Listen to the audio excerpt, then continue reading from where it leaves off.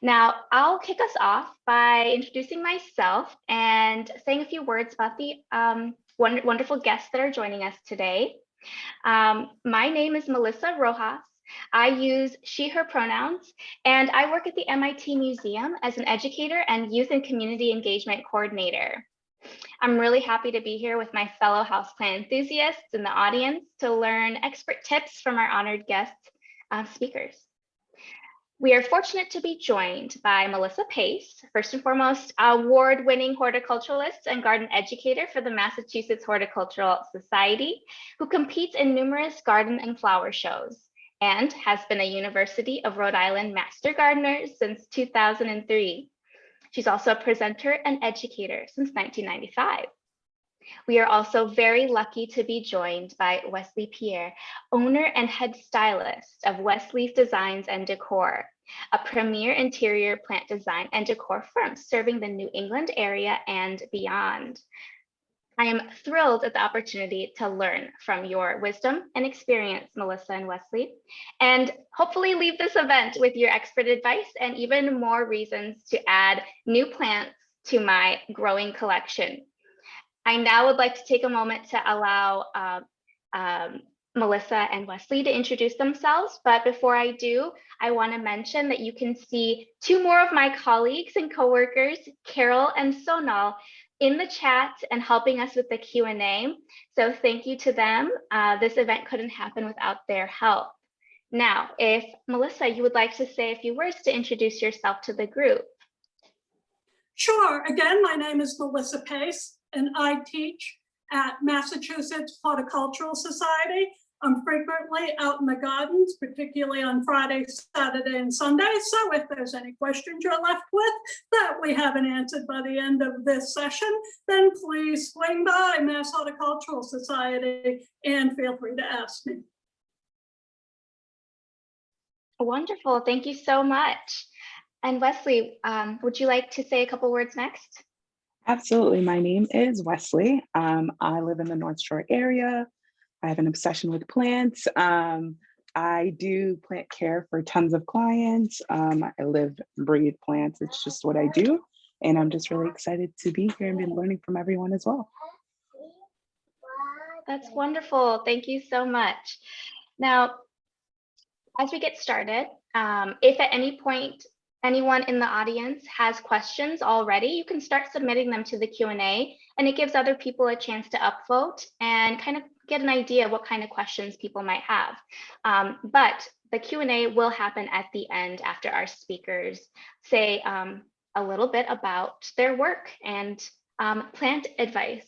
So, Melissa, would you like to start us off? I sure would. And my first question is, when's the last time you thought about how much your houseplants do for you? Of course, they're beautiful, but they do so much more. So NASA has done extensive work on the value of plants in our environment, and they found that they purify our air. They can take heavy metals and pollutants right out of the air. They obviously produce oxygen from carbon dioxide, and they also increase the humidity of our environment. Studies from Kansas State University show that houseplants can actually improve our health, and simply by adding live houseplants to rooms, they speeded up the recovery rates of surgical patients. And a study that came over from the Royal College in England found that students demonstrate a 70% better attention rate when they're taught in rooms that simply contain a plant, improve their focus. We've known that way back from Roman times when they used to wear the bay leaf laurels and hands baccalaureate. But a dead plant can't give you any of this. It has to be a live, vibrant plant. So I'd like to talk a little bit how you're going to get that.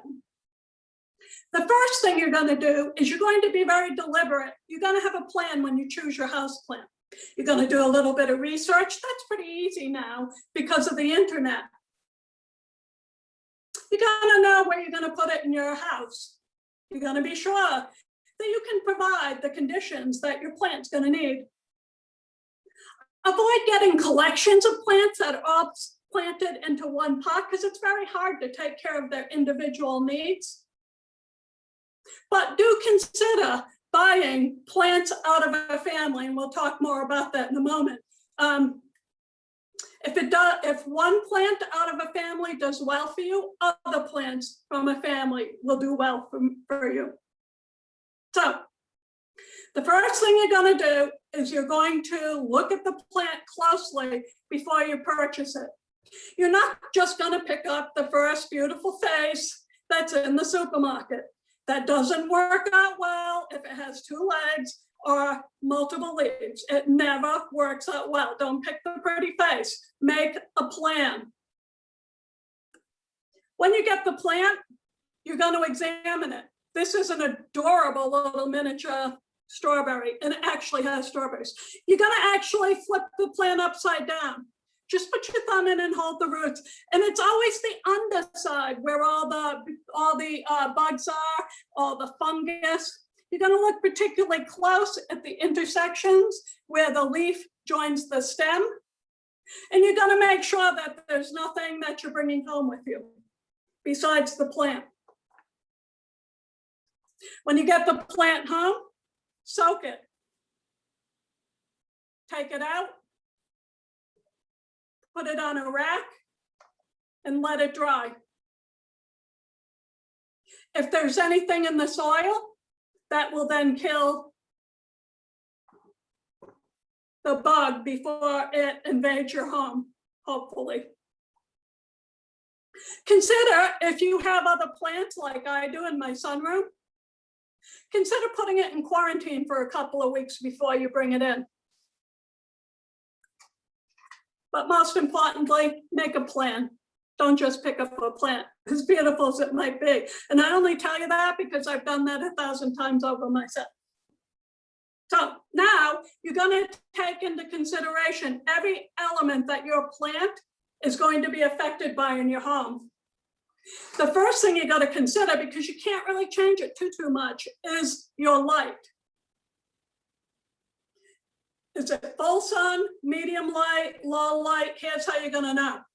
You're going to get a plain piece of white paper and you're going to stick that piece of white paper right where you're going to put the new plant. You're going to get up a little bit before you think the sun shines on that spot. And when it does, and just keep checking, you don't have to sit there and stare at the paper. You're going to put the time on it. Let's say it's 6 a.m. just right on the paper, 6 a.m. Then go about your day. And if you know about when you think the sun diminishes, go back and check the paper. Let's say by 9 a.m., it's kind of dull. That's 3 hours of bright sun. And maybe it's 5 o'clock, 5 p.m. when there's no sun.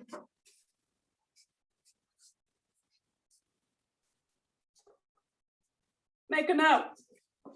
And now you know, you have a little map, and now you know the exact light that your plant is going to be living in. So, full sun. Full sun is 4 to 6 hours a day of direct light. So that paper is going to be bright white for 4 to 6 hours. Now you're going to know what your plant needs because when you purchase it, it's going to have a tag, and on that plant tag will be all the information that you need. Hopefully you've also looked it up and you kind of figured it out a bit. So let's say you do have full sun. That's usually in a south-facing window without curtains in the way of the plant.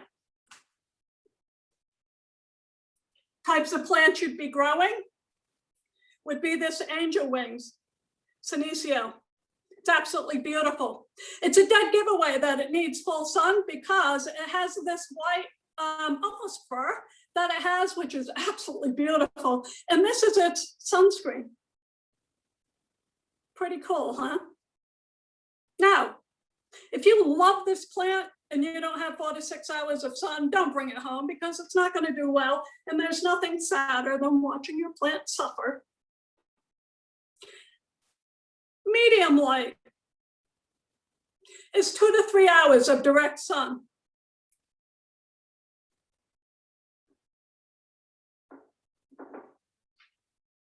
One plant that often individuals buy that fit this is an Amaryllis. So this Amaryllis bloomed in the winter. People ask me all the time, now what do I do with it? Well, the bulb is still vibrant. Amaryllis come from South Africa. And in South Africa, the season is opposite from ours. So when it's winter, this plant thinks it's summer. And when it's summer, this plant thinks it's winter. Therefore, your Amaryllis now are dormant, and that's why it looks like this.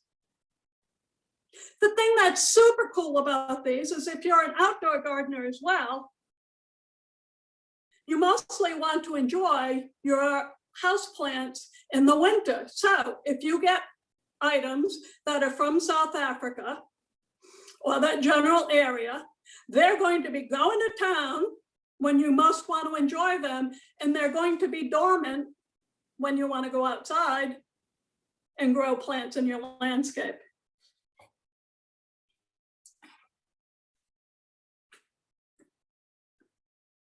An even cooler one that's just beginning to go dormant is a boea. And this is just starting to go dormant. Now, here's what happens with these plants though. It looks like it's dying. It's not, it's going dormant. This whole vine is going to turn brown. You're going to pluck it out, and the only thing left is going to be this bulb. Now, what happens is people mistake this for needing water, so they water it, then they kill it. And it is, in fact, dead. So, if you get a plant from another region, consider that there might be something going on besides stress. I'm going to try to show you his mother.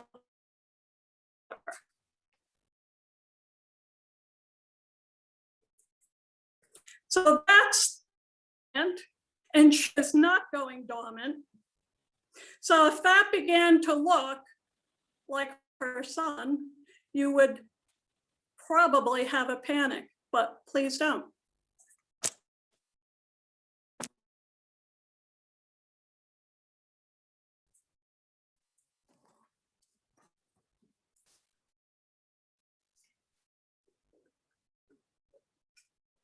Another plant that comes from South Africa that's fun to grow is a bulb, and it's called Ansonia. And this is one of the most unique plants in my collection. And again, you might panic and start watering this. This plant, the Masonia, is called the gerbil lily because it's pollinated by gerbils. When the gerbils are ready to mate, they go, they roll in the flower, they get the scent on them, and they inadvertently carry the pollen to the next plant because there are no pollinators where this plant grows. Now, pretty soon, I'm just going to pluck off the leaves, and the flower's ready to go already. And I'll just set it aside until I see a little bit of green, and I'll start watering it again. Medium light, low light would be no direct sun whatsoever. Bright, though, for about 8 hours during the day.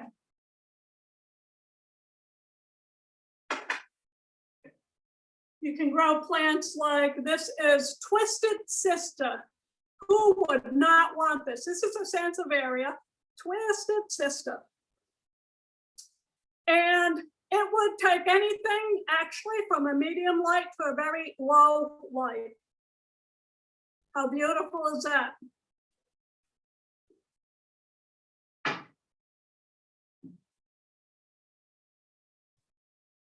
Now, if you have plants that flower, sometimes they need to be moved from a low light to a medium light. So this is a begonia, this is canary wings. And you can see that she's turning just a little bit pink. She's starting to blow a bud. So I would move this up in light a little bit until she bloomed.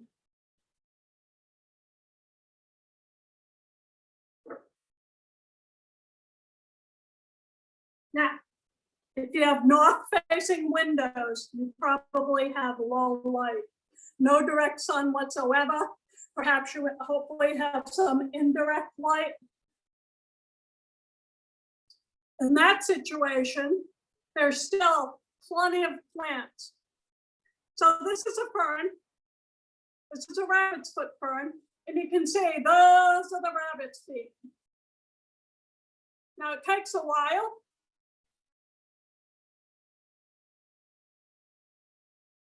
To grow the feet, but it's a ton of fun.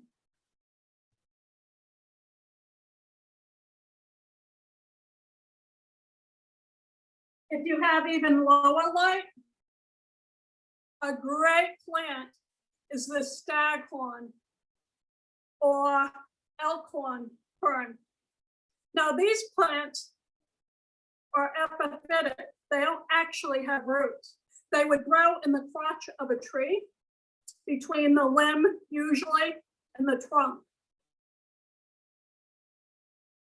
You'll see them mounted quite frequently on a board, or you can take a small piece of stump, which is what I did, put sphagnum moss, the material that it came in, and you're going to put it into a log or something of that nature. It doesn't want to be in the soil. It has no roots. It's an epiphytic plant. It will do much better like this.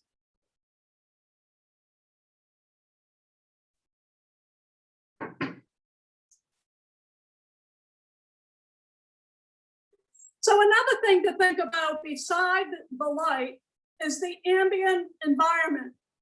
Now, most plants are comfortable in any environment that you're comfortable in, but there are exceptions to that rule. If you have highly tropical plants, they're going to need some supplemental heat.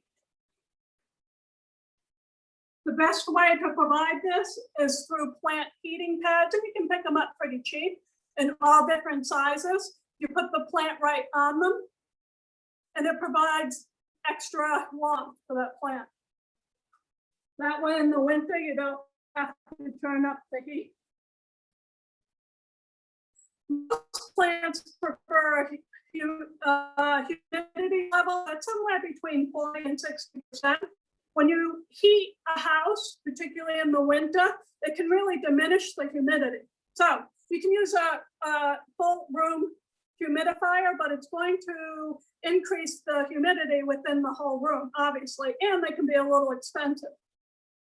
You can also group your plants together. They expire through their leaves, so if you tuck them together, they'll enjoy the moisture that the other plants are making for them. If that's not enough, you can get a tray. Now make sure you don't use a clay saucer because the water is going to seep right through and ruin your furniture.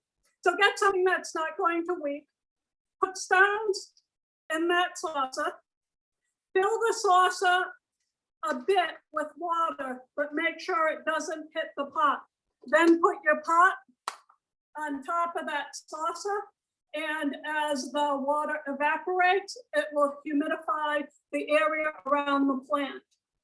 Pretty simple.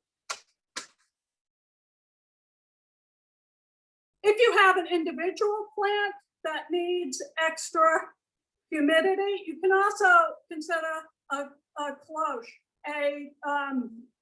any type of a glass cover that goes over the plant. So this is a peperomia, which is an excellent first beginner plant. Some of them need more humidity than others. This is little one. And this is her cloche. And you'd simply put the cloche over the watered plant. I think it adds enormous beauty to the plant, and it also will help you regulate the humidity. If it's too humid, if there's moisture all in the cloche, simply put something that holds the top up off of the pot a little bit.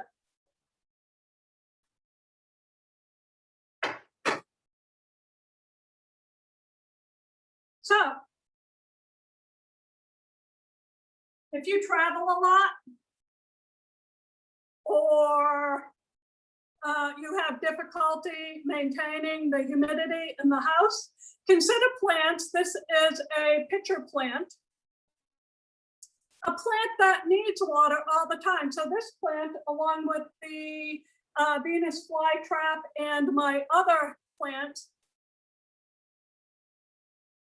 sit in water all the time. Now you do need distilled water. Now the pitcher hasn't opened yet. It's just made them for the summer.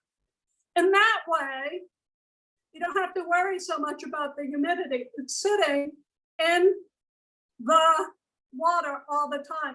It's getting plenty of humidity. And if you travel, if you go away for the weekends, you don't have to worry about it quite so much.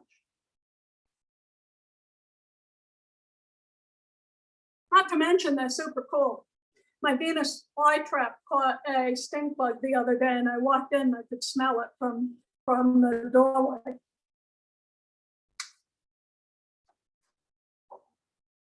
Now your pots, you have to consider the material that it's made out of. It makes an enormous difference with your plants. They usually come in plastic nursery pots. They don't wick moisture at all, and they usually have numerous drainage holes. You can see that pretty good. So it's not a bad plan to leave it in the pot that it came in. You don't want to use a pot without a drainage hole that's glazed on the inside. If you want to use one of these, you want to put a pot on the inside, that's often called double potting if you show plants, and then put stones at the bottom so that this pot doesn't go to the bottom of that pot. Avoid these, you see them all over the place. The saucer is attached to the pot. It's glazed inside and it has one little drainage hole. This is not going to do well for pots, particularly because this obviously is meant for cactus and succulents that need extra drainage. Avoid them.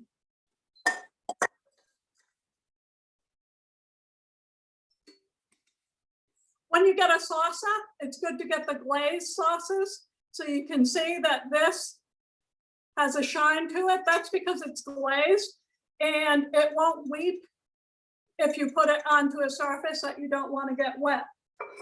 The full clay are dull, and when you put the pot, wet pot, on the clay, even if the saucer isn't full, it's going to ruin your furniture.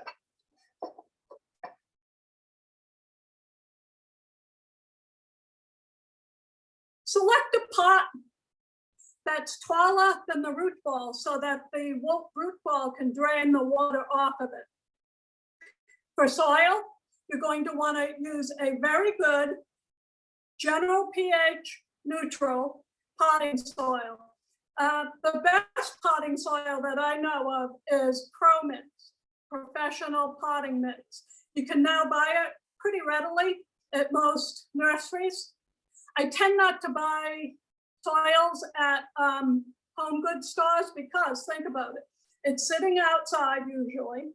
It's with the pesticides. It's out exposed to the rain. The rain rains, it washes off the pesticide bottles, it rolls on the cement floor, and then is sucked up by the soils.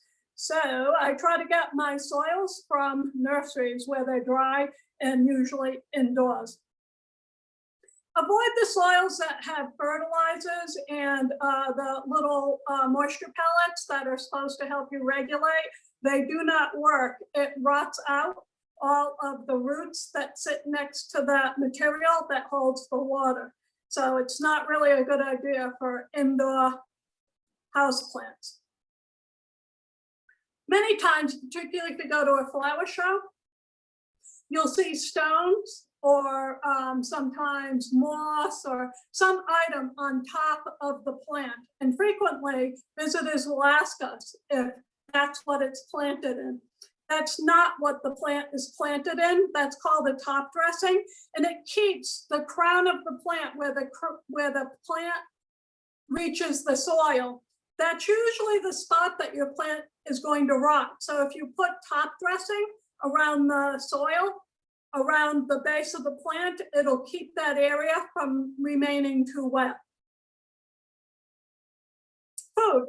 Best time to feed your plant is when it's actively growing. For most plants, the exception obviously being plants from the south, do not feed them during winter. Now, if you have some of the plants from South Africa and they're actively growing in the winter, obviously, then you're going to feed them in the winter.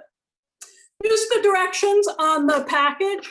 And I like some of the like BioGold, the pellets that will feed the plant slowly over time. And you're gonna feed them roughly about every 4 to 6 weeks. Water. Usually the water you drink is fine. There are a few exceptions, one being the carnivorous plants. They definitely prefer distilled water. If you don't like the mineral, the white powder that forms on your pots, then if you use distilled water, you won't get that because that is minerals that form on the outside when the water evaporates from your pot. Get a good watering can. So this is a Haws, H-A-W, and it's from England. And I've had this for a long time. And there's a couple of things I particularly like about them. They don't wear out. They have vent holes so that you get a nice even flow when you pour. The end comes off and you can buy different types, very fine, medium. And you can also adjust so that if you're watering a big plant, it comes out here. If you're watering small plants or even seedlings, you can twist it so that it is a bottom pour. More than anything, do not let the water sit in the saucer with the plant in it.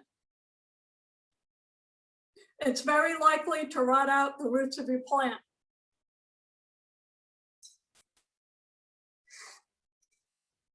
Frequently, I will put a rack on the soil and then allow the plant to drain without sitting in the water. After it's drained, I take the rack away and put the plant back into its saucer. If you can, if you have benches, the long opened tables, that's the best. After you water a plant, before you put it back into the saucer, bend it, twist it back and forth, and you'll find the gravity will pull the excess water out. Now, every now and then you'll see that your soil has become almost crispy. When that happens, you can't just water from the top. Bring it to a sink, water it, go get a cup of coffee, do your email, come back, water it again. You want to water it till you see no bubbles coming up out of the soil, until the whole plant feels heavy, and until it all looks moist, moist, moist. Put it on the rack, let it drain, put them back where it came from.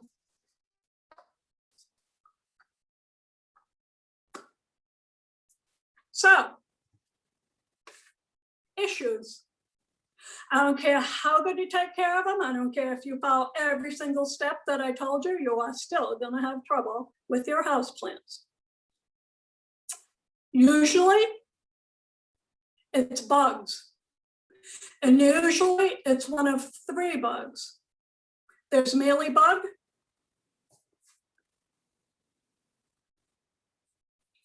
That is a small, white, fluffy looking, looks like cotton, right there, ball. And if you scrape it, you'll see inside of that ball are little flat bugs. The best way I found to treat it is a fine spray bottle. This is a witch hazel spray bottle that I was done with. Fill it with 1/3 regular rubbing alcohol and 2/3 water, and just spray it on the plant. If you see one of those little buzz balls, one of those cotton balls, if you break it open, it'll be much more likely to kill the bug, because that's his protection, the cotton. You also can have scale. Now, you usually don't see the scale at first. You'll see brown or black mold that forms on the leaves below or on the stem of the plant. And if you look really closely, you might see this little tiny flat thing up against the stem. Sometimes they're at the intersection where the leaf joins the stem. Look closely. You're going to do exactly the same thing. You're going to try to squish it, and then you're going to spray it with the alcohol. There are professional mixes, such as Uncle Bill's All Natural pesticide, and it's comprised of herbs and other oils, fine oils, and this works quite well as well. But I always like to use the simplest means myself, and that is the alcohol and water. The third one that you might see are whiteflies. Now, this had whiteflies, and I don't know if you can see the little brown marks on the leaves. They're tiny. They're little specks, are like freckles. That's because this plant had whitefly. And before you purchase the plant, if you shake it, or if it's at home and you see those little freckles, give it a shake. And if you see a white cloud coming off, those are whitefly. You're going to do the same thing again. You're going to spray it with either the pesticide, the horticultural pesticide, or the alcohol and water. If that doesn't take care of it, you're going to purchase sticky strips from a nursery. They're usually yellow, and they're like flypaper, and they'll take care of your whitefly. So most bugs are mealybugs, the white fuzzy thing that looks like little cotton tips. Scale, small, flat bugs that live on the stem, and at the intersection, they have 2 little teeth and they dig into the plant. You'll see the mold usually before you see the scale, and whitefly. If you see a white crust on your pots, that's the minerals from when the water evaporates out of the clay. It doesn't hurt the plant at all, but it does look a little unsightly. And I find the best thing to clean it with are the magic erasers. So I cut it down teeny tiny, I wet it, and one of the times when I'm soaking the plant, I'll go around the pot and I'll clean up the mineral. It doesn't hurt it. If you don't want to have to tend your pot, then if you use distilled water, that won't happen because there's no minerals in distilled water. If the tips of your leaves are turning yellow or they look burnt, that's usually too much fertilizer. Sometimes you've put it on too dry, or you exposed it to temperatures that were too low for too long. And usually I can figure that out by the time of the year that it is. If your lower leaves are turning yellow and they're dropping, you might have moved a plant from one site to another. It's usually too low of light for the plant or too low of a humid environment. Try the tray first. And if that doesn't improve it, try moving the plant to a brighter spot. Now, if your new leaves are too small, the soil might be too dry for too long of periods. Try watering a little more frequently. It could be poorly drained soil, or the soil has gotten very tight. That often is a sign that your plant needs to be repotted. If your new leaves have long internodes, it probably doesn't have enough light. So let me show you.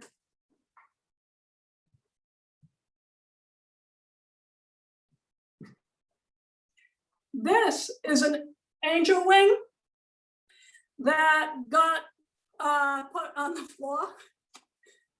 Full house in this time of year. And this is one that got the proper amount of sun. So you can see how this one is stretched out. There it has a long length between the crown of the plant and where the leaves are coming out, whereas this one is low and tight to the pot. This is the way it's supposed to look. This is not the way it's supposed to look. This did not receive enough sun. Once it's like this, you can't really retrieve it. You can buy another. It's about the only solution to your problem. If you have spotted leaves, particularly on succulents, it's often sunburned. So it seems counterintuitive, but a lot of the succulents do not want direct sun. A lot of the succulents live underneath trees, huge cactus like saguaros. And if they get direct sunlight, they literally sunburn. And they'll have distinct tan spots, often striped like a zebra. That's almost always too direct, too bright of sun. You might be putting cold water on the leaves. That's particularly true of plants such as African violets and plants in that family. It can be a fungal disease, but that's usually very unlikely. And the black soot, black or brown soot, that's mold. You can wipe it off, particularly if you use a little bit, a drop of dish soap with about 2 quarts of water. But you probably have a problem that's started, that created that enabled that sooty mold to grow. It's called honeydew, and that's where the bugs eat into the plant, and then the honeydew is a secretion, and the mold grows in that secretion. If you have white dust on leaves, that happens quite frequently. If you try to bring a rosemary plant into the house, it lasts, usually about until February or March, and then it'll get this white dusty look to it. That's called powdery mildew. It can be caused also by not enough air movement.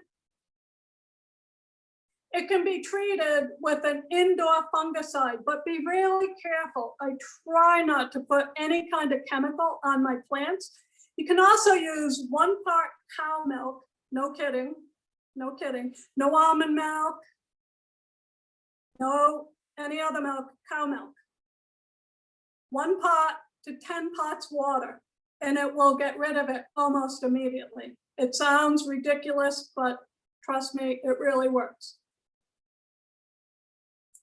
After the remedy works, give your houseplant a rinse. If you want to see more houseplants and learn more about them, a great place to go is the Philadelphia Flower Show. They are going to be holding it this year. Now, normally they would have held it in February and it would be indoors, but this year, because of the pandemic, it's going to be June 5th through 13th. And it's going to be at one of their public gardens. So if you're interested in that, look it up online.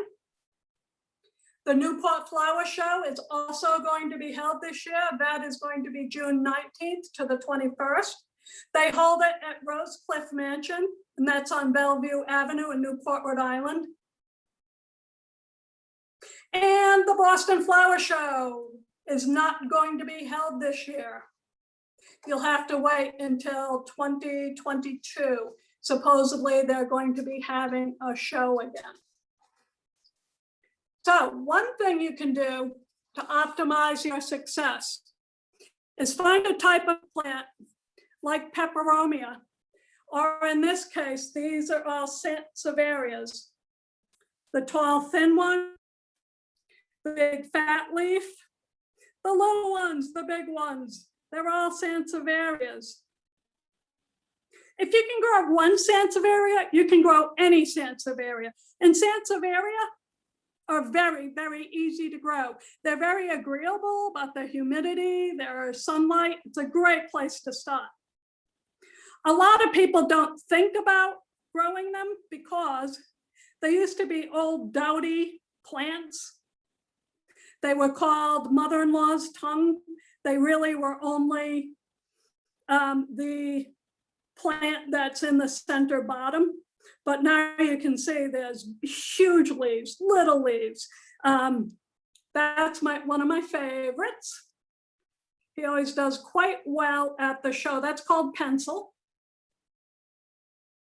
You can see the stones in this.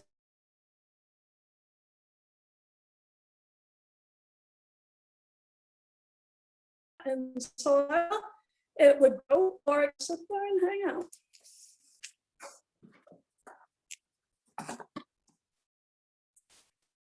So make a plan. Decide what you're going to grow first. Think about what kind of environment you have in your home and how much time you want to spend with this plant. Think about the tools you might need. If you're going to grow tropicals, you're going to have to get a heating pad. Check the plant before you bring it home. Clean the plant once it gets home. Think about putting it in quarantine for a couple of weeks. This time of year, you can pretty much put it outside and let it wait. Don't put it directly out without bringing it in nights for a day or two. If you have a problem, try to address it right away. And you'll have some of your plants for 40 years like I have. I really appreciate you all being here and listening to what I had to say. And again, if there's any questions that we do not answer today, I'm at Mass Horticultural Society quite frequently, usually in the children's garden. Come on in, see me, and ask me your question. Thank you again. Thank you so much, Melissa. That was absolutely fantastic. We have a lot of very grateful attendees sharing their thanks with you in the chat. A lot of people furiously taking notes. And if I had my dream, I would be able to call you anytime I needed help with my plans and diagnosis and prognosis. But I mean, I'm sure if that was a job, that would be you. Absolutely. That was awesome. All right. So for our guests, for our attendees, as you continue to have questions, I see you're already putting them into the Q&A, so please continue to do so. We'll have time at the end to get through as many as we can. And next, we are inviting our other honored guest, Weslie, to share with us her presentation.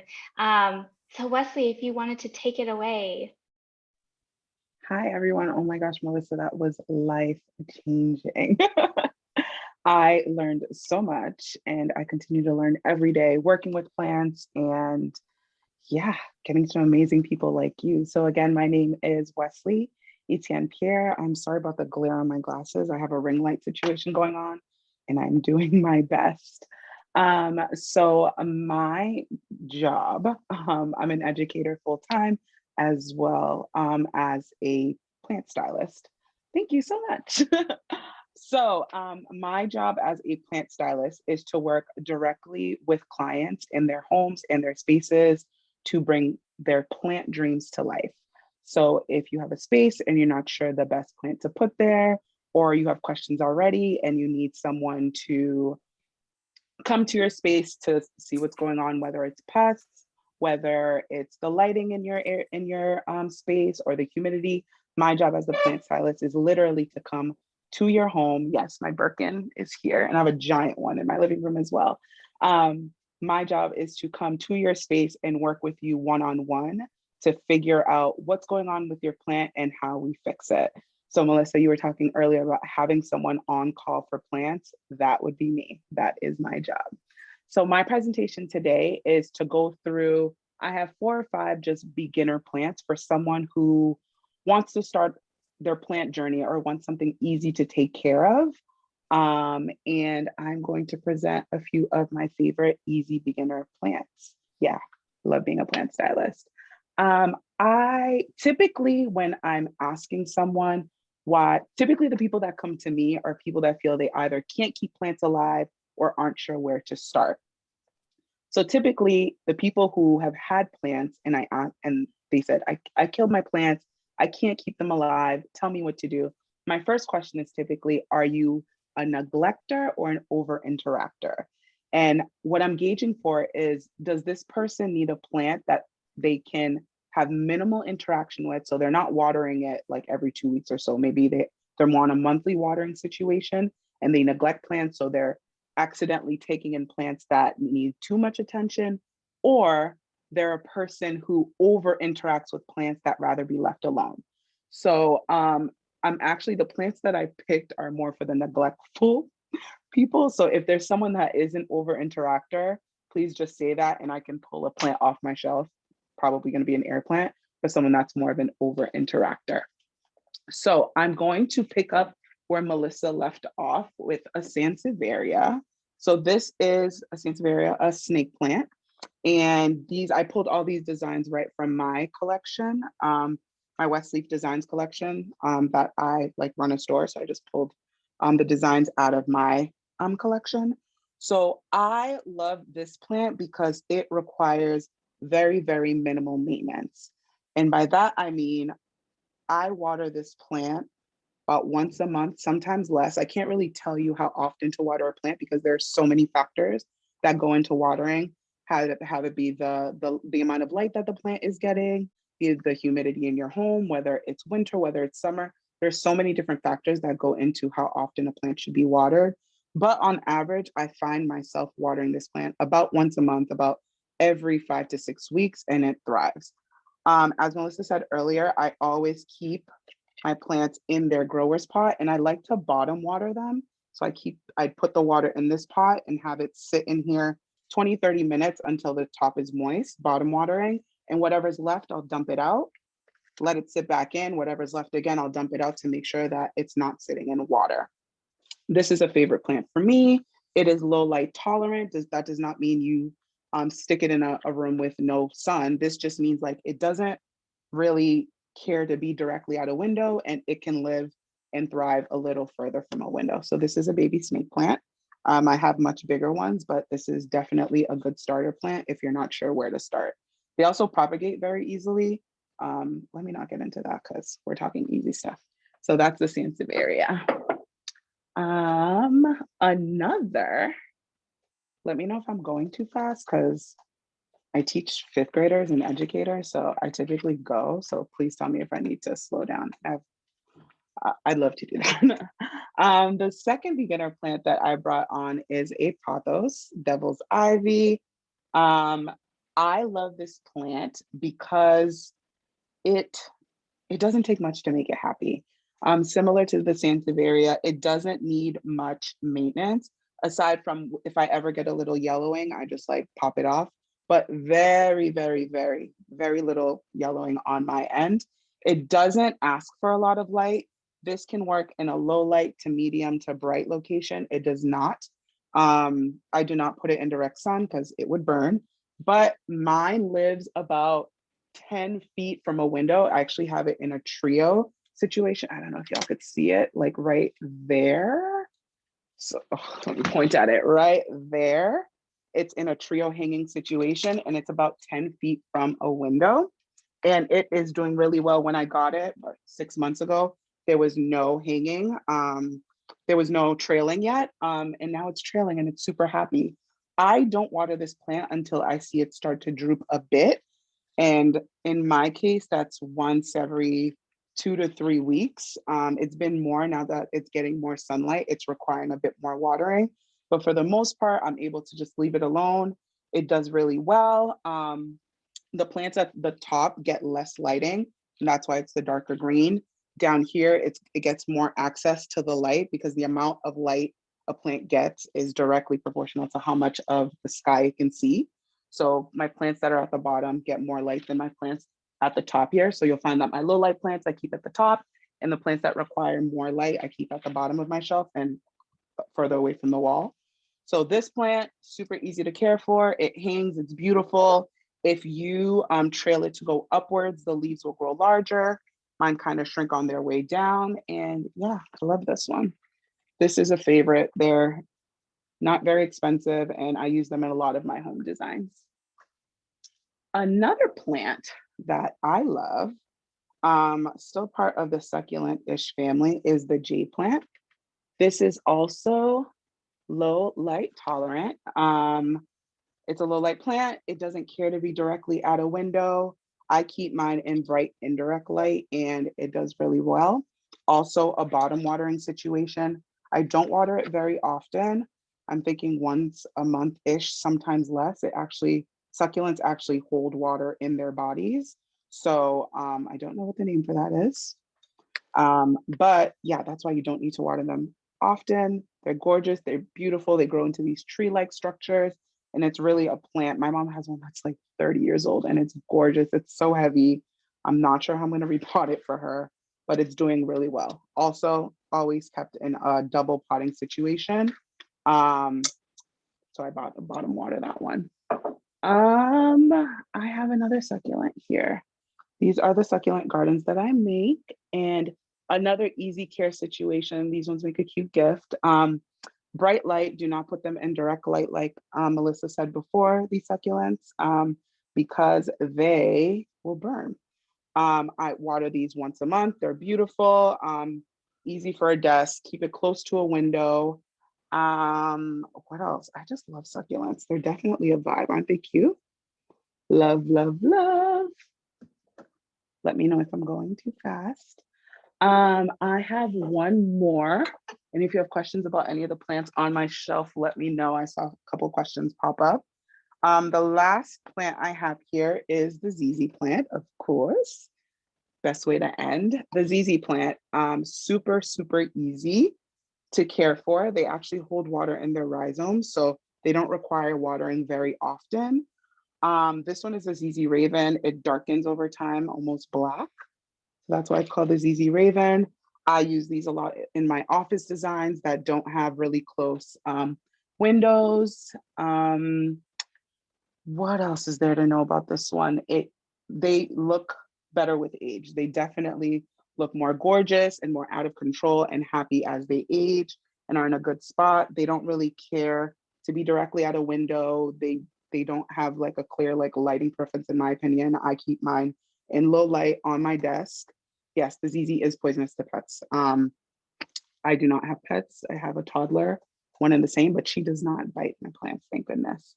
ZZ plants, super happy. I use them a lot in my office projects or offices that have windows far from the desk. I use a ZZ plant.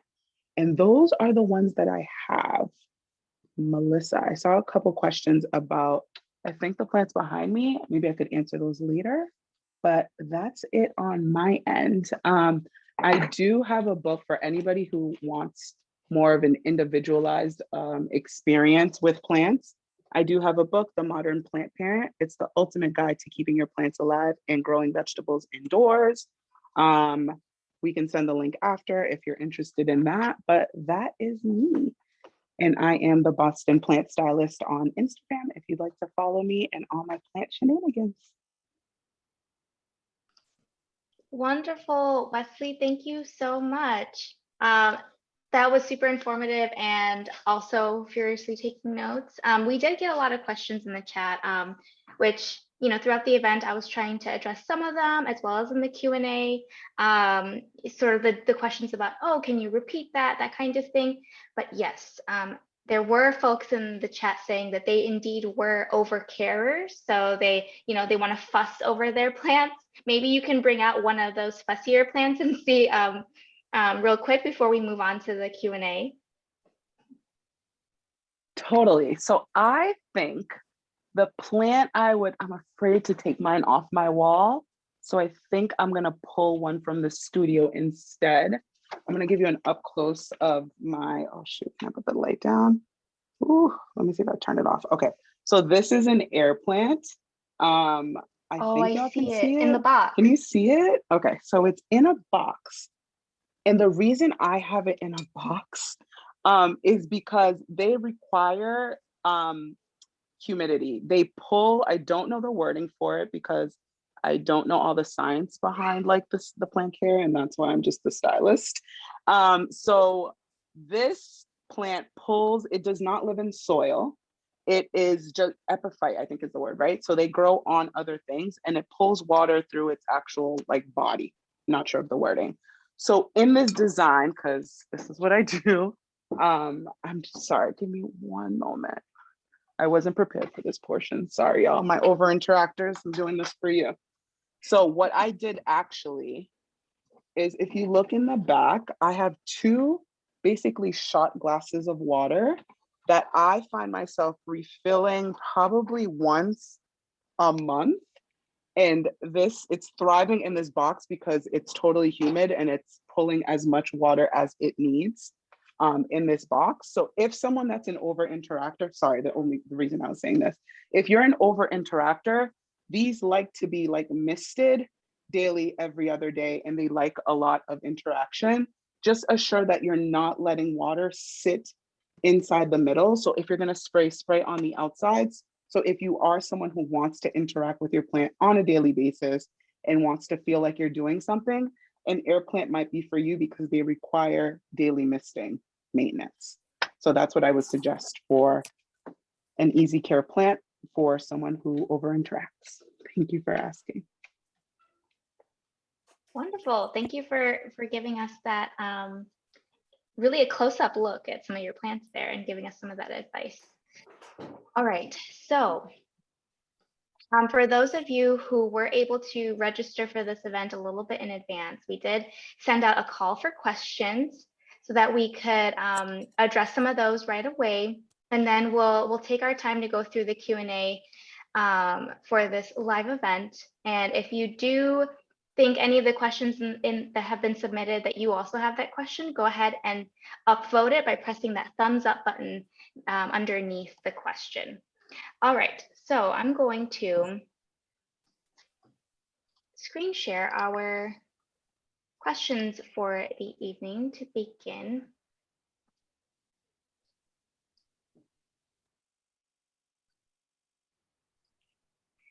All righty. Can you see the slideshow? Okay. So the first question that someone submitted. There's so much conflicting plant care information on the internet. Where can I go for the most science-based, reliable advice on plant care and subjects like light conditions, soil mixtures, water regularity, pruning, etc.?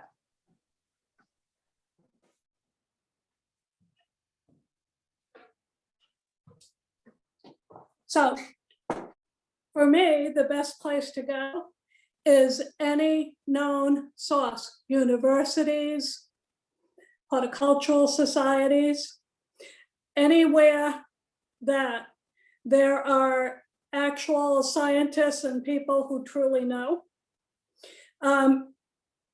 Look for EDU sites. And attend different seminars and webinars and classes that are offered. Just about every botanical society offers classes, Tower Hill, obviously Mass Hort, and be sure that the information you get is founded in science. You see a lot of things online about using everything from coffee grounds to spraying your plants with different items. Most of them are felonious, most of them will not work. Some of them will actually damage your plants, and some of them are downright unsafe. So be sure that you're getting scientific information from a known resource. Thank you for that. Let's see about the next question. This is about, actually, Melissa, do you know how to pronounce this? The Aglomena? Because I'm not sure. I think its common name is Chinese evergreen that I purchased 3 weeks ago. It was fine for the first week. Then the older leaves started yellowing and drooping, producing new growth, but older leaves keep yellowing, dying. Is it the shock of It's a a new Chinese environment? evergreen. Oh, I think I'll stop. Go ahead. Oops.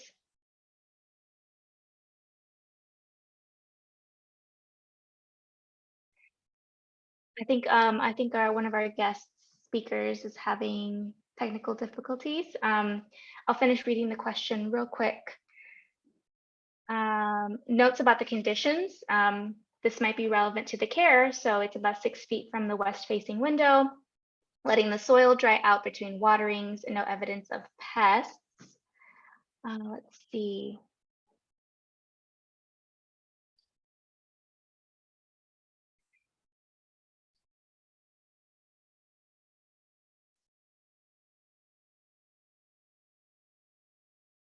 Melissa, it looks like you're back.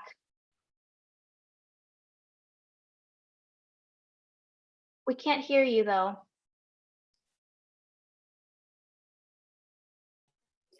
There's 2 reasons why this can happen.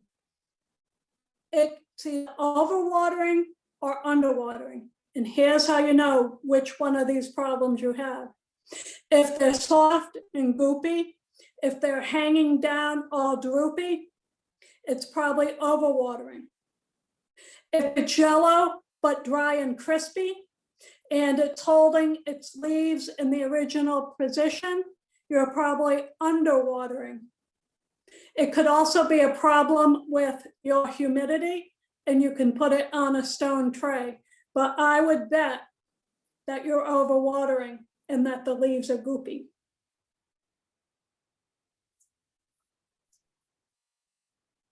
Thank you for that. Okay, let's see. This question that was submitted, doing some additional indoor gardening, thinking of spices and greens to eat, but not having a lot of light in the apartment. So what can we do to easily grow a garden indoors? Planters and tools, etc. Melissa, I think you said you were going to answer this question. Yes, the first thing I would get is what's called a sill protector. It's a long, thin plastic, almost like a saucer, but it's about 6 foot long, about 4 foot wide, and it can sit right on the window ledge. And then you can put assorted plants in their pot on that liner. I grow pretty much all the herbs that I use during the winter season on one of these trays.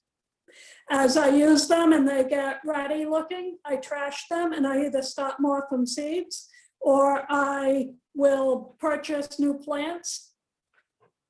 If you get one of the basil plants in the supermarket it's counterintuitive. You're not going to take just the top leaves off. You're going to go in and take out an entire plant from the soil level, and you're going to use that so that the rest of the plant has more air, more space, and more nutrients. You can grow most herbs without too much sun, direct sun. You do need some bright light, however.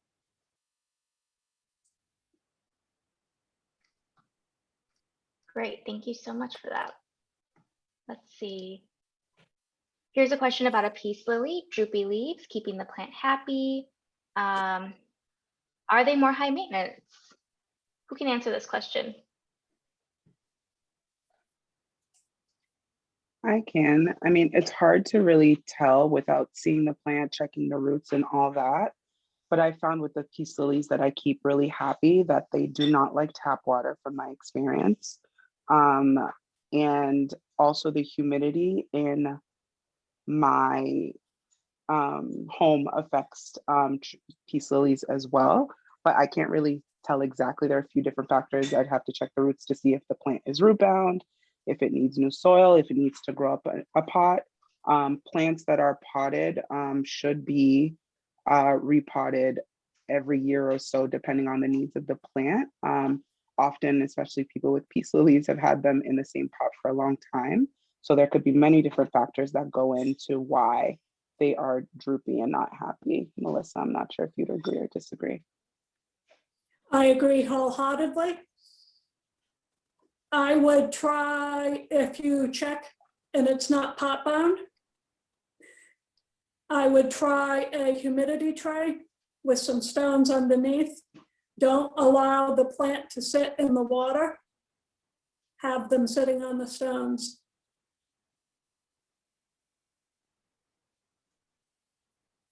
Great, thank you for that. I feel like some of these questions can definitely be applied to other plants too. So I hope that helps a lot of people here.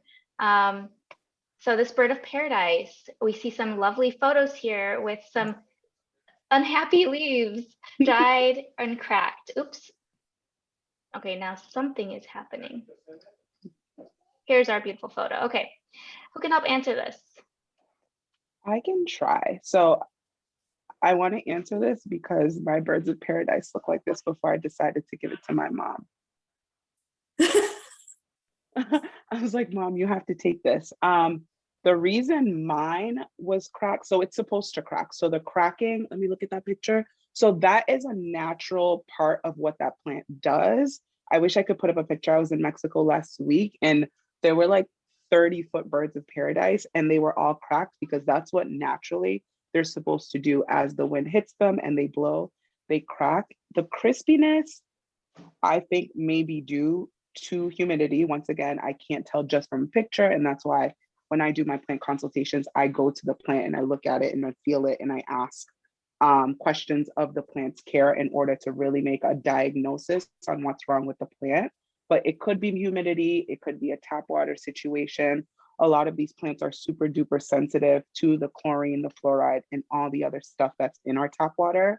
Often I'd have to go back to science and look up the city, what's it called? The water, I forget the word for it, but like how hard the water is. But this could be an easy change of increasing humidity. This plant might need to be misted. There might be a few different things going on. Melissa, I don't know what you'd like to add. Oh, I definitely agree with that. It may also be too much sun. That may be sunburn. The leaf behind the forward leaf looks like it's striped Yes, brown, definitely. and that's Yep. often sunburn, and the light in the picture looks fairly bright. So I would try moving it a little less direct sun and try again the humidity tray, and I think she'll come back to life. But don't worry about the splitting. That is exactly what they do. All right, awesome. Let's see, a few more from the slideshow. We can go to the Q&A box. So this Calathea medallion is not very happy, turning crispy. Had it by the vent and the power strip. It was moved, thought the cat was involved, got it out of the way, removed damaged leaves, a huge drink was given out of direct sunlight. It is still happening, even unfurling already wilted. So what can we do to help this attendee? I want to say I know exactly what is wrong with this plant straight up, because that was the first, second, and third Calathea medallion that I had. That's exactly what it looked like. It hated tap water. Hated tap water. It only liked literally like Fijian Voss, like super, super filtered clean water. It also needs a lot of humidity. So I had to move it to my studio where I keep the humidity at like 70%, 70 degrees at all times. Super bougie. It's a very bougie plant. It requires a lot of humidity. It should not be in direct sunlight by any means. It should not be near any type of vent. It is a tropical plant. It likes to be warm. It likes to be humid. It likes water that doesn't like have fluoride and chlorine in it. I've had mine die completely back in the winter, and I've cut it to the base to start over. From what I can't really tell from the pictures. Actually, yes, I can. I'd have to see it in real life, but I know for a fact they do not like tap water. They like a lot of humidity, and they cannot be near a vent or in direct sun at all. That's all I got for that one. And I agree wholeheartedly. They do not like any kind of breeze on them whatsoever. They do like the bathroom. They love to live in a bathroom if you have bright light or windows because of the high humidity. Any plant that likes high humidity, it's a great place for them. If you have trouble with orchids, try moving them to your bathroom if you have bright light. It looks like direct sun too, I agree, because of the way the crispy leaves are. And you may want to cut it back, put it somewhere new, and try again. Yeah, I'm guessing there might be a lot of starting over with this kind of plant. Thank you so much. And style-wise too, sorry, I just wanted to add, style-wise too, I've actually just cut off the crispy edges. They aren't gonna grow back, but if you could preserve what's left with changing what you're doing, aesthetically, you can make it look better by just, it's probably not the best thing for the plant, but removing what's dark and try to revive what's coming in. Mm-hmm. That's great. This is a big question. Keeping pests away.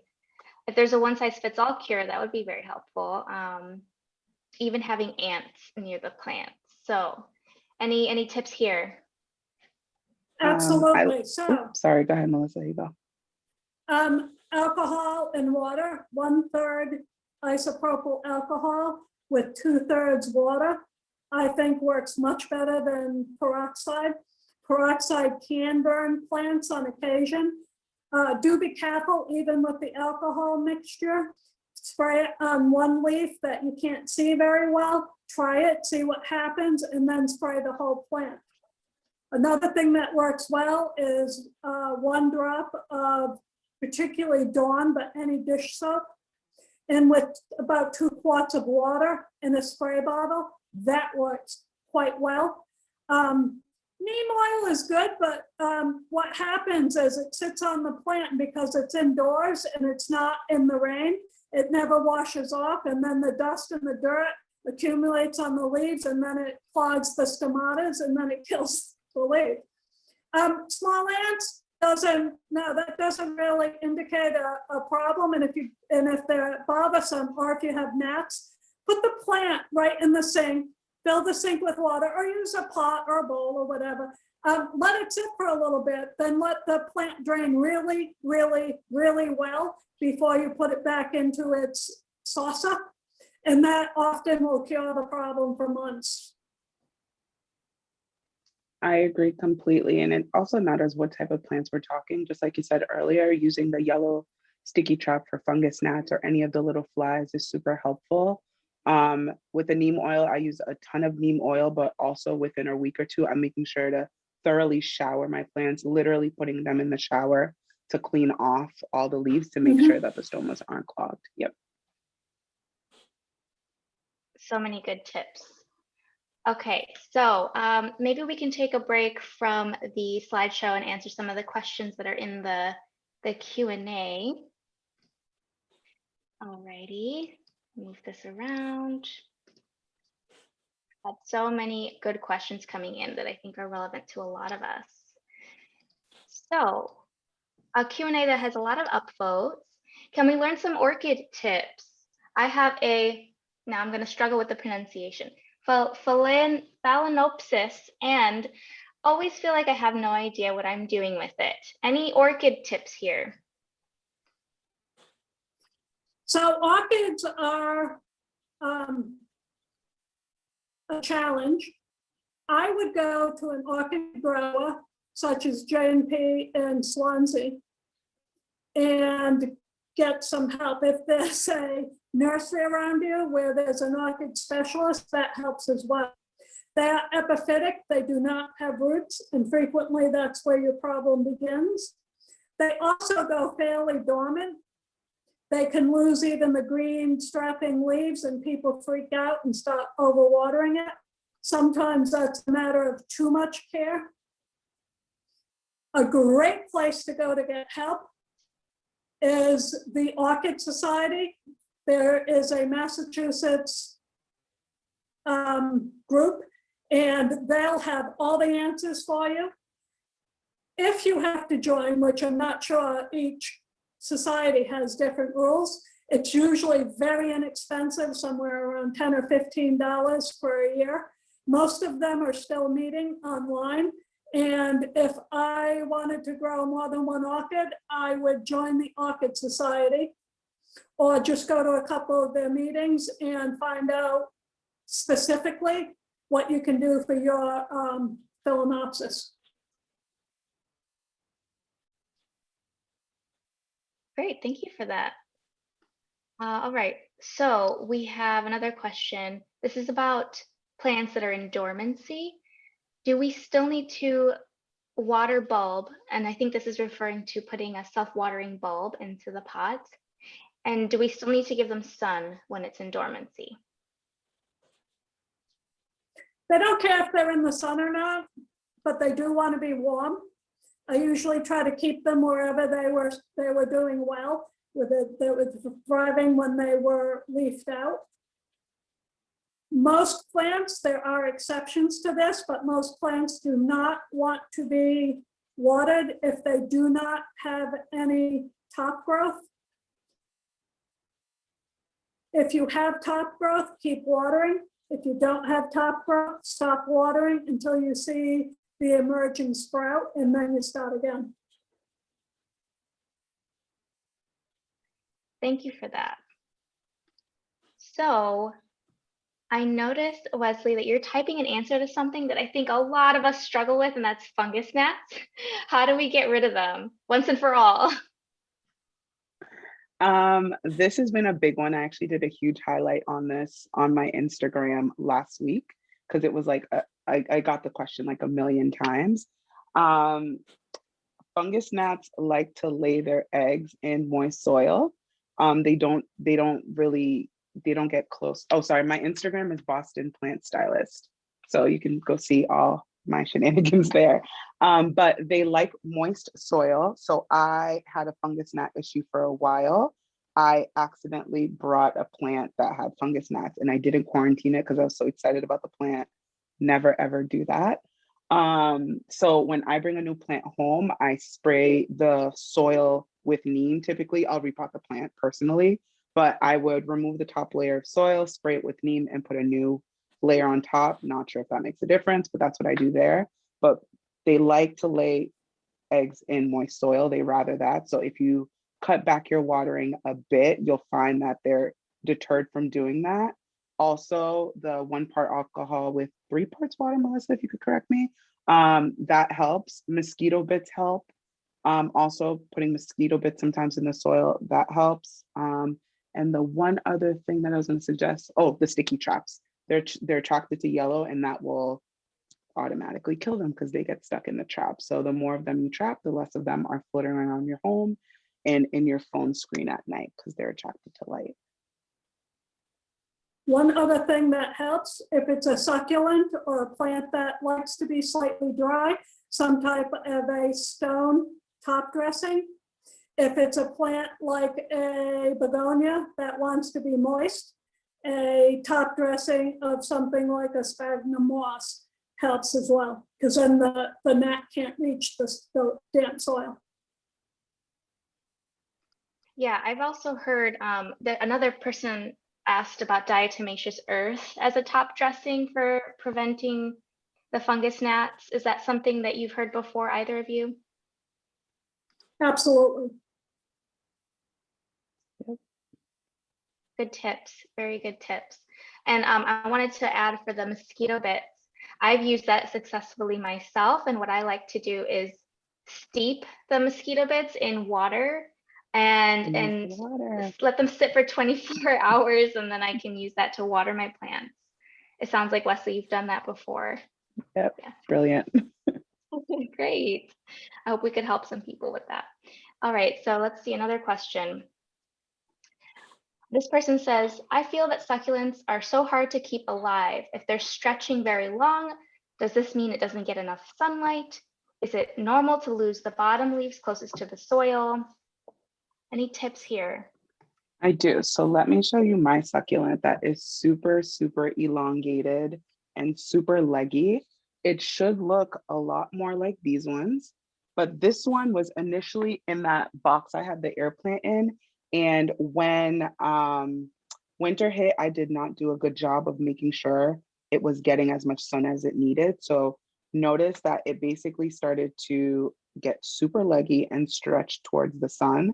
It was still making babies, but it's definitely not as happy as it should be. So if you're finding that your succulent is super leggy, it's reaching for the sun and it needs more light when it should. This is a succulent that is getting plenty of sun, and you'll find that it grows symmetrically and much closer together. I'm not sure if I answered the whole question. So succulents are my forte. If your plant looks like this plant, that's an echeveria, and they do tend to lose their bottom leaves. Some aloes too, that's how they grow. They grow almost like a main stem.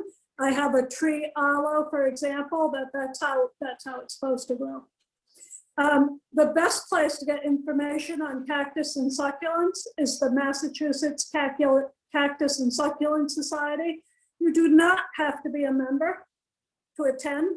Currently, they have Zoom meetings. They have a wonderful website that you can access to find out when the meeting dates are. And they have a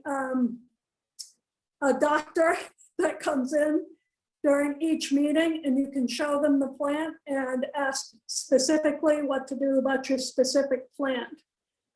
If it's a succulent that's not supposed to be losing the bottom leaves, one thing that may help is, again, some type of a stone top dressing, so that the section between where the plant meets the soil doesn't stay too wet. Diatomaceous earth is fun. Great, thank you for that. So there was another question that I saw a couple of times, and that is, when you go on vacation, what do you do with your houseplants if you can't find someone to take care of them? Is there any way to get around that? I would love to plug that I am the person you call to come take care of your plants. I'll literally come to your house and do it. It's my thing. I think it depends on the plant. I'll start there. It depends on the plant. Some plants will be fine with you being away for a couple of weeks. The sansevierias, the ZZ plants, the jade, those plants aren't watered often anyways. So they prefer if you're out of their face for a while. But I have seen people do other interesting things, but I don't know if it's not based on science. So I'm not going to comment on that part. I'd say if you're someone that is going to be away a lot, my clients that are away a lot, I'm sure to give them plants that match their lifestyle. Melissa, you go. I would call you, Weslie. I would call you to come and take care of my plants. I often will bring them to the neighbor's house. If I can't have someone come in for whatever reason, if the dog's here or or whatever. You can fill a sink and put the plants in the sink if there are certain types of plants, but I don't think there's any successful way to leave a plant home alone for more than a week, except for a Sansevieria or ZZ plant, a very, very few plants, and come back and have them alive and well. Can I ask you something, Melissa, related to this? Sure. What do you think about the wick system? So I've seen people do a pot of water above the plant and have like a wick system so that the soil is sucking up the amount of water that it needs. What do you feel about that? I have never, ever had it work. Okay. I have tried where you remove the plant from the pot, you put the wick between the edge of the pot and the plant. I've tried putting it up the whole of the plant. I've tried putting a pot of water higher than the plant and then have it drip wick down. I have not had success with any of them. So just call me is what you're saying. That's what I would do. That's exactly what I would do. You know, I want to comment on the wick thing too. I find that it is only useful if I want to bottom water that plant anyways. And then I get rid of the water that I don't need. So I let it sit in with the wick system, but only for a short time. So it really doesn't add as much of a benefit as I had hoped. But I did that with this rattlesnake plant, which likes moisture and likes, likes humidity and all of that jazz. But anyways, yeah, I guess mixed feel, I don't know, the wick system may or may not help if you're going, like if I'm going away for 10 days, I know that my calatheas and prayer plants are gonna have a hard time. All right, we're all gonna call Weslie. Okay, so we're at the end of the time, but a lot of people did ask about propagation. You know, who doesn't want to like double their houseplant collection by propagating baby plants? Maybe, I don't know if either of you have resources that we can share with the group, or a quick comment or something to share about that. Most plants are pretty easy to propagate. It would be a blast to have another webinar about how to propagate plants. And it really depends on the plant. Each one is very, very, very different, but it's much easier than you might think. I think the easiest plant to propagate, just because I have it, is the pothos. Let me just show it to you. It's quick because you can see the node. It's a little less complicated. If the node, as long as you cut that off and put this little node in water, it'll root. I wait till the roots are like 2 to 3 inches long before I put them in any type of soil, but they propagate very, very easily in water. So it does look like we have some interest in a propagation webinar. So stay tuned if we end up doing something like that. Great. Okay. So it is now 7:32 and we are at the end of our time, but I do want to shout out a big thank you to our honored guest speakers who have shared their depth of knowledge with all of us. Thank you so much, Melissa and Weslie, and for our attendees. It was so much fun. It was so much fun. Thank you for having me. I'm so glad that you had fun too. And for our attendees, I will be sending out in a few days, we're going to download the recording of this. We're going to add in the captions. And once all of that's ready, we'll send a link to the recording to all of the guests who had to leave early or who wanted to go back and review some of these tips in case you missed something. And we're also going to make sure you have the link to Weslie's book. And we're going to see if we can download the chat and kind of collect some of these responses to questions as well. But give me a few days to get that all sorted. And yes, we'll be reaching back out with that. Okay, so thank you again, everybody. And I hope you have a good rest of your night. Have a great night, everyone. It was so nice virtually meeting y'all. Stay healthy and happy. Thank you so much, Weslie.